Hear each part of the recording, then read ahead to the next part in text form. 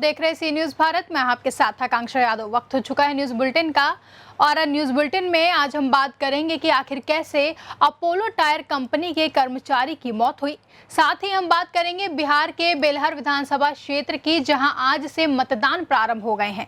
वहीं हम बात करेंगे बाराबंकी जिले की, जहां एक किशोरी के साथ दुष्कर्म का मामला सामने आया है और जानेंगे कि आखिर क्यों दुमका वासी सरकारी इलाज से वंचित हैं। वहीं जलेसर में बीजेपी कार्यकर्ता परीक्षण वर्ग में जिला अध्यक्ष ने किस चीज का उद्घाटन किया और आखिर क्यों बजरंग दल के कार्यकर्ताओं के द्वारा बाजार बंदी का ऐलान किया गया। साथ ही हम बात करेंगे हमीरपुर जिले की, जहां स्वास्थ्य विभाग की लापरवाही देखने को मिली।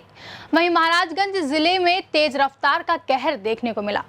साथ ही हम जानेंगे कि आखिर किसने भाजपा कार्यकर्ता को फोन पर जान से मार देने की धमकी दी। इन सब पर हम विस्तार से चर्चा करेंगे, लेकिन उससे पहले आइए नजर डालते हैं आज की खास खबरों पर।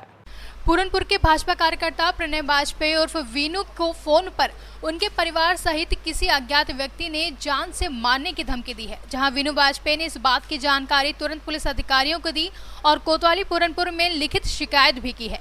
बता दें, पुलिस ने मामले को गंभीरता से लेते हुए धमकी देने वाले व्यक्ति की खोजबीन शुरू कर दी है। वहीं वीनू वाजपेयी ने बताया कि पुलिस फोन नंबर के जरिए धमकी देने वाले व्यक्ति तक पहुंच जाएगी और जल्द ही धमकी देने वाला व्यक्ति पुलिस की गिरफ्त में होगा। दादा, क्या मामला जो बताया जा रहा है कि आपको धमकी दी गई है, आखिर पूरा क्या मामला है? मामला तो मेरी भी संज्ञान में नहीं आ रहा है क्या मामला है, चूँकि मैं गलत का विरोध करता हूँ। और कल रात मुझे 10:29 पर मेरे BSNL के मोबाइल नंबर पर एक कॉल आई है।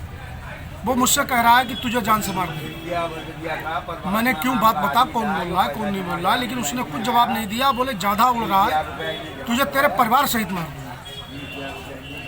और कई लोगों को मार चुका हूँ, ये भी कह चुका है। 25 सेकंड मुझसे उसने ये बात की है। मेरी बात को उसने बिल्कुल नहीं सुना, अपनी ही बात कहता रहा और फ़ोन काट दिया।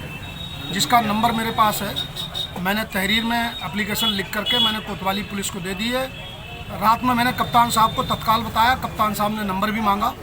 इंस्पेक्टर को मैंने नंबर दिया, इंस्पेक्टर साहब ने वो नंबर लगाया है। कुछ जानकारियाँ मिल रही हैं, बाकी पुलिस क्या करती है ये देखते हैं। तो आपने जानकारी निकाली, पुलिस ने अब तक इस पर कहाँ तक क्या विवेचना की है? पुलिस का कहना ये है कि मैं लगा हूँ, पुलिस लगी है, बता रही कि बाहर है और उसे सीक्रेट में ही रखना चाह रही है पुलिस। मुझे भी बताने के लिए मना किया है। लोकेशन पुलिस तलाश कर रही है। तो आपकी इससे पहले कभी किसी से कोई बुराई भलाई? नहीं, मुझे तो नहीं लगता मैंने किसी के साथ कोई गलत किया हो आज तक। हाँ, गलत का विरोध जरूर किया है, लेकिन मैंने किसी का व्यक्तिगत कभी भी कोई नुकसान नहीं किया और ना ही ईश्वर मुझे ऐसी कोई संभावनाएं, मुझे मेरी भावनाएं हो जो मैं किसी को कोई नुकसान दूं। ईश्वर सबको प्रसन्न रखे, स्वस्थ रखे, अच्छा बनाए रखे। तो सर, जिस तरह से धमकी आपको दी गई थी, तो आपने आवाज़ से आइडिया नहीं लगाया कि ये कौन हो सकता है? इससे पहले कभी बात हुई उस नंबर से? नहीं, मेरी कभी बात नहीं हुई, लेकिन आवाज़ से मुझे लगता है कि बहुत मैच्योर व्यक्ति का ये काम है और ऐसे वैसे का काम नहीं है। बहुत मैच्योर आवाज़ थी और धमकी जिस तरीके से दी जाती है लोगों को अंजाम देने के लिए, उस टाइप की धमकी थी, उस टाइप की आवाज़ थी। तो आपको कुछ पुलिस प्रोटेक्शन वगैरह मिला है? अब ये पुलिस को विचार करना चाहिए ना।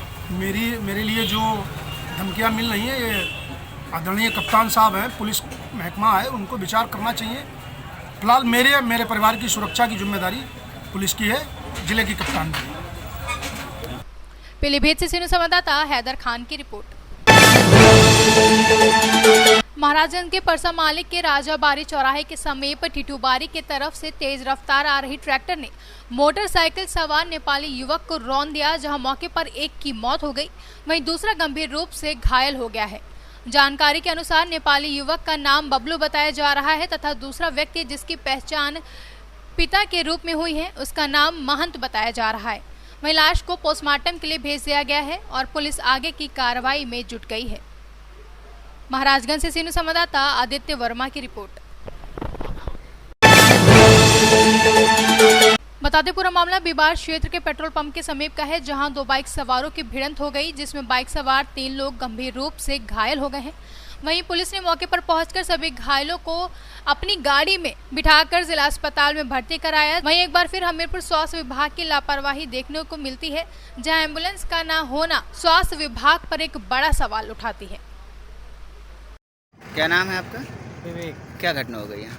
हम सर धीरे धीरे जा रहे थे, ठीक है। उसके बाद ये वाली गाड़ी आई पीछे से, इसने उठा के ठोक दी हमारी गाड़ी के पीछे। फिर हमारे साथ में जो कैंडिडेट था वो भी गिर गया, हम भी गिर गए, चोट वोट लग गई। कितने लोग थे? हम 2 लोग थे और इस बाइक में भी 2 लोग थे। घायल कितने लोग? अब घायल तो सर सभी लोग हैं, चारों लोग। अच्छा ठीक। एम्बुलेंस आई टाइम में? एम्बुलेंस तो सर नहीं आई। तो अभी घायल कैसे गए? घायल ऐसे हुई है कि ये जो पीछे से गाड़ी, इलाज के लिए कैसे गए? ये थाने की गाड़ी है, तो आदमी गाँव की हमारी थाने की गाड़ी गई लोगों को लेके। हमीरपुर से सीनियर संवाददाता जितेंद्र कुमार पंडित की रिपोर्ट।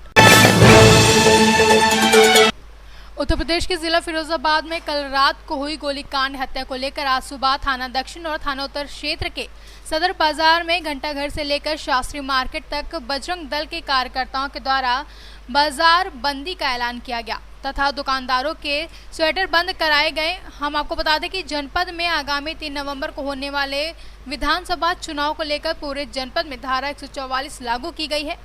वहीं पुलिस प्रशासन के सामने बजरंग दल के कार्यकर्ताओं ने धारा 144 की नियमों का खुलेआम उल्लंघन किया है तथा क्षेत्र में हिंदू मुस्लिम सांप्रदायिकता को बढ़ावा देने के उद्देश्य से दुकानों को बंद किया गया है। इस संबंध में आला अधिकारी चुप्पी साधे हुए हैं। वहीं बाजार में तनाव की स्थिति पैदा देखी जा रही है। हालांकि पुलिस टीमें आरोपियों की ताबड़तोड़ दबिश दे रही है। इसके बावजूद भी बजरंग दल और आरएसएस के कार्यकर्ताओं के द्वारा धारा 144 का खुलेआम उल्लंघन किया जा रहा है। अगर कोई घटना होती है तो उसका जिम्मेदार कौन होगा? फिरोजाबाद से सीनियर संवाददाता इरफान अब्बासी की रिपोर्ट। भारतीय जनता पार्टी के मंडल प्रशिक्षण वर्ग जो कि पूरे देश में चल रहा है, इसी क्रम में जलेसर मंडल का मंडल प्रशिक्षण वर्ग विद्या गार्डन जलेसर में प्रारंभ हुआ, जिसका उद्घाटन जिलाध्यक्ष संदीप जैन, मंडल प्रभारी गजेंद्र पाल सिंह बबलू, चेयरमैन विकास मित्तल विस्तारक रहे। वहीं अमित गुप्ता ने बताया कि एक दिन में अलग अलग 5 सत्र होंगे, जिन्हें बाहर से आए वक्ताओं द्वारा संबोधित किया जाएगा। बता दें इसी क्रम में पहले सत्र का उद्घाटन जिलाध्यक्ष संदीप जैन ने किया। वहीं दूसरे वक्ता रविराज और फिर रमेश पाल सिंह, विकास मित्तल समेत कई लोगों ने अपनी उपस्थिति में कार्यक्रम को संबोधित किया। आज भारतीय जनता पार्टी जलेसर मंडल का प्रशिक्षण शिविर आज 27 तारीख को शुरू हुआ सुबह 9 बजे और जिसका समापन कल 28 अक्टूबर को शाम को 5 बजे होने वाला है। तो आज पहले दिन सत्र की समाप्ति के बाद मैं आपको बताना चाहूँगा कि सत्र का उद्घाटन हमारे माननीय जिलाध्यक्ष यशस्वी जिलाध्यक्ष हमारे संदीप जैन जी ने किया और इसके साथ ही हमारे मंडल के प्रभारी गजेंद्र पाल सिंह बबलू उपस्थित थे। द्वितीय सत्र के लिए रविराज जी हमारे पहले विस्तारक रहे, उन्होंने संबोधित किया। इसके बाद रमेश पाल सिंह रामू पूर्व जिला उपाध्यक्ष भारतीय जनता पार्टी, फिर चेयरमैन विकास मित्तल जी, चेयरमैन महेश पाल सिंह जी आदि ने सत्र को संबोधित किया और पहले सत्र का समापन बहुत सफलतापूर्वक हो गया, जिसमें वांछित जितने भी लोग थे तकरीबन 125 लोगों की संख्या रही। जितने वांछित लोग थे, चाहे वो मंडल कार्य समिति के लोगों, सेक्टर संयोजक, सेक्टर प्रभारी हों, सभी लोग उपस्थित रहे और इसीलिए मैं उपस्थित सारे कार्यकर्ता बंधुओं का बहुत बहुत धन्यवाद देता हूं। अपने मंडल कमेटी का धन्यवाद देता हूं कि इन्होंने इतनी मेहनत की, इतने प्रयास किए कि कार्यक्रम को सफल बनाया जा सके। पुनः निवेदन करूंगा कल 28 तारीख के लिए कि बाकी सब कार्यकर्ता बंधु जो लोग आज पहुंचे थे कल भी पहुंचने का प्रयास करें। धन्यवाद। जलेसर से सीनियर संवाददाता राघवेंद्र अगरिया की रिपोर्ट। रानीश्वर प्रखंड क्षेत्र के रंगालिया की उप स्वास्थ्य केंद्र देखरेख के अभाव के कारण जर्जर हो रहा है। भवन की खिड़कियां टूटी हुई हैं, वहीं पानी की टंकी 4 दीवारी के भीतर फेंका हुआ है। बता दें उप स्वास्थ्य केंद्र के शौचालय के अंदर लकड़ियां भरी हुई हैं, जहां उप स्वास्थ्य केंद्र को देखकर पता चल रहा है कि इस केंद्र के भीतर कोई डॉक्टर या नर्स आते जाते नहीं है। ना ही इस गांव के आम जनता को किसी तरह की सुविधा मिल पा रही है। वहीं भवन के कमरे के अंदर लकड़ी भरी हुई है, किसी भी कमरे के गेट पर ताला नहीं है।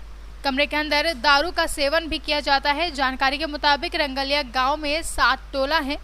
7 टोलों में अधिकतर गरीब आदिवासी लोग रहते हैं। वहीं यहाँ के लोगों को छोटे मोटे बीमारी के इलाज की सुविधा भी नहीं मिल पा रही है। दुमका से सीनियर संवाददाता गयासुद्दीन अंसारी की रिपोर्ट। बाराबंकी जिले के मोहम्मदपुर थाना क्षेत्र के एक गांव निवासी किशोरी सुबह शौच के लिए गई थी। इसी बीच गांव के बाहर तालाब के पास उसे अकेला पाकर गांव के ही राकेश उर्फ पुन्ना ने उसके साथ छेड़छाड़ के बाद दुष्कर्म किया।